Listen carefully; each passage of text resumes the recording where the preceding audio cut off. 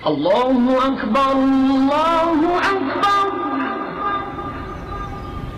بسم اللہ الرحمن الرحیم۔ اسلام کی تاریخ میں ایک ایسا نام جو صبر، استقامت اور ایمان کی بلندی کی مثال بن گیا، ایک غلام جو دنیا کے سب سے بلند مقام پر فائز ہوا، وہ ہیں حضرت بلال حبشی رضی اللہ عنہ۔ وہ عظیم صحابی جناب اللہ کے رسول صلی اللہ علیہ وسلم کا مؤذن ہونے کا شرف حاصل ہوا۔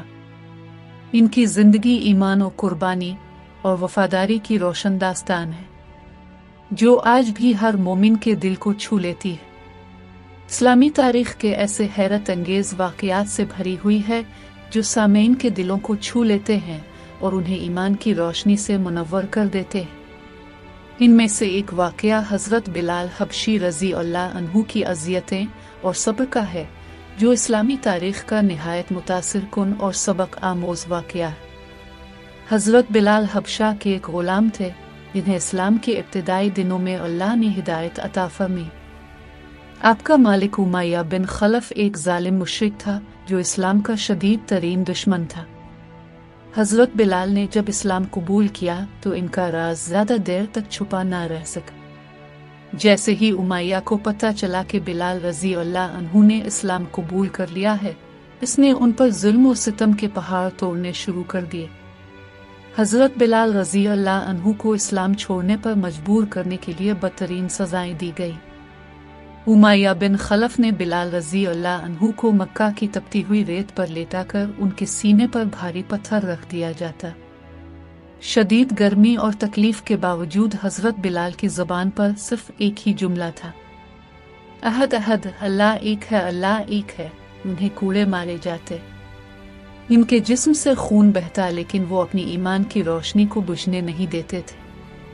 ان کا ایمان مزید مضبوط ہوتا گیا، لیکن یہ مظالم بھی حضرت بلال کو ان کے ایمان سے نہ ہٹا سکی۔ حضرت بلال کی مظلومیت کا منظر جب صحابہ نے دیکھا تو انہیں سخت تکلیف ہوئی۔ حضرت ابو بکر صدیق رضی اللہ عنہ نے امیہ بن خلف سے کہا، بلال کو کتنے میں فروخت کرو گے؟ امیہ نے ایک بڑی قیمت بتائی تو حضرت ابو بکر صدیق نے فوراً وہ رقم ادا کر کے بلال کو خرید لیا اور آزاد کر دیا۔ نبی کریم صلی اللہ علیہ وسلم نے حضرت بلال کی قربانیوں کو سراہا اور آپ کو مؤذن مقرر کر کے انہیں امت میں عزت کا مقام عطا کیا، اور آپ کی اذان کی آواز میں ایسی روحانیت تھی، اذان کی آواز مدینہ کی فضاؤں میں گونجتی تھی اور مسلمانوں کے دل ایمان سے بھر جاتے۔ فتح مکہ کے دن حضرت بلال کو کعبے کی چھت پر چڑھ کر اذان دینے کا شرف ملا۔ اب صلی اللہ علیہ وسلم نے فرمایا، میں نے جنت میں تمہارے قدموں کی آہٹ سنی۔ یہ بشارت حضرت بلال کی صبر اور ان کے ایمان کی گواہی تھی۔ ظلم و ستم کے باوجود صبر اور اللہ پر یقین رکھنا مومن کی سب سے بڑی خوبی ہے۔ اسلام میں رنگ، نسل، مقام کی کوئی اہمیت نہیں۔ اللہ کے نزدیک سب سے زیادہ عزت والا وہ ہے جو ایمان اور تقوی میں سب سے آگے ہو۔ حضرت بلال رضی اللہ عنہ کی اذان نہ صرف رسول اللہ صلی اللہ علیہ وسلم کے زمانے میں ایک اہم فریضہ تھی، بلکہ ان کی اذان مسلمانوں کے لیے روحانی سکون اور ایمان کی تازگی کا باعث بھی تھی۔ رسول اللہ علیہ وسلم کی وفات کے بعد ان کی اذان ایک یادگار بن گئی تھی۔ نبی کریم صلی اللہ علیہ وسلم کی وفات کے بعد حضرت بلال رضی اللہ عنہ نے اذان دینا چھوڑ دیا۔ وہ اذان دیتے وقت نبی کریم صلی اللہ علیہ وسلم کے نہ ہونے کا تصور بھی نہیں کر سکتے تھے۔ جب بھی وہ اذان کے لیے کھڑے ہوتے ان کی زبان لرز جاتی اور اب شدت غم سے رو پڑتے۔ رسول اللہ کے بغیر مدینہ اور مدینے کی گلیاں بھی خالی، اداس اور سنسان ہو گئی تھی۔ حضرت بلال رضی اللہ عنہ نے حضرت ابو بکر صدیق رضی اللہ عنہ سے اجازت مانگی کہ وہ مدینہ چھوڑ کر کہیں دور جانا چاہتے ہیں۔ اجازت ملنے پر حضرت بلال نے مدینہ چھوڑ کر شام چلے گئے اور وہاں اسلامی فوج میں شامل ہو گئے۔ اب کے دل میں نبی کریم صلی اللہ علیہ وسلم کی محبت اور یاد اتنی گہری تھی کہ مدینہ میں رہنا ان کے لیے مشکل ہو گیا۔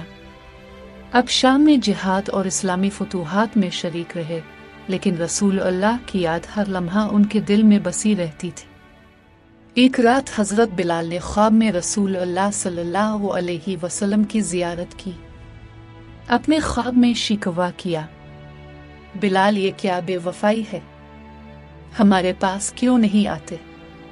بلال ہمیں ملنا کیوں چھوڑ دیا؟ یہ خواب حضرت بلال رضی اللہ عنہ کے لیے ایک بڑی یاد دہانی تھی۔ آنکھ کھولتے ہی وہ فوراً مدینہ کے لیے روانہ ہو گئے۔ کئی دنوں کی مسافت کے بعد مدینہ منورہ پہنچے، مسجد میں حاضری دی اور روضہ رسول پر پہنچے، وہیں بے ہوش ہو کر گر گئے۔ ہوش میں آئے تو صحابہ کرام نے اب سے درخواست کی کہ وہ ایک بار پھر اذان دے۔ سب کی یہ خواہش تھی کہ وہ اذان کی وہی روحانی کیفیت محسوس کریں جو رسول اللہ صلی اللہ علیہ وسلم کے زمانے میں محسوس کرتے تھے۔ تو اپنے معذرت کی کہ اب مجھ سے برداشت نہیں ہوگا۔ لوگوں نے حسنین کونین سے کہلوایا، اب انکار کرنا ناممکن تھا۔ اللہ اکبر کی صدا بلند ہوئی تو مدینہ کی فضا جذبات سے بھر گئی۔ اذان شروع کی تو اہلی مدینہ رو پڑے، دل قابو میں نہ رہے، پیارے آقا کا زمانہ تازہ ہو گیا۔ عورتیں بچے سب گھروں سے نکل آئے، بے قرار ہچکیاں بن گئی۔ جب آپ اشہدو ان محمد رسول اللہ پر پہنچے تو صحابہ اور اہل مدینہ زار و قطار رونے لگے۔ دوبارہ اشہدو ان محمد رسول اللہ تک پہنچے تو آپ کی آواز کانپنے لگی۔ اب جذبات پر قابو نہ پا سکی اور زار و قطار رونے لگے۔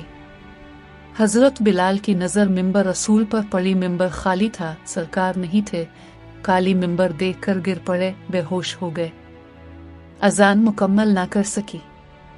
ان کی اذان سن کر پورے مدینہ میں ایک عجیب کیفیت چھا گئی۔ ہر آنکھ اشکبار تھی اور لوگوں کو رسول اللہ صلی اللہ علیہ وسلم کی یاد نے غمگین کر دیا۔ ہر شخص کو رسول اللہ کے زمانے کی یاد آ گئی اور پورے مدینہ میں غم اور محبت کا عجیب منظر تھا۔ اور بلال رضی اللہ عنہ روتے ہوئے شام کی طرف روانہ ہو گئے۔ حضرت بلال حبشی رضی اللہ عنہ شام میں 63 سال کی عمر میں وفات پا گئے۔ اب کی آخری خواہش یہ تھی کہ آپ رسول اللہ صلی اللہ علیہ وسلم کے قریب رہیں، اور آپ کی محبت کا یہ جذبہ ہمیشہ کے لیے امر ہو گیا۔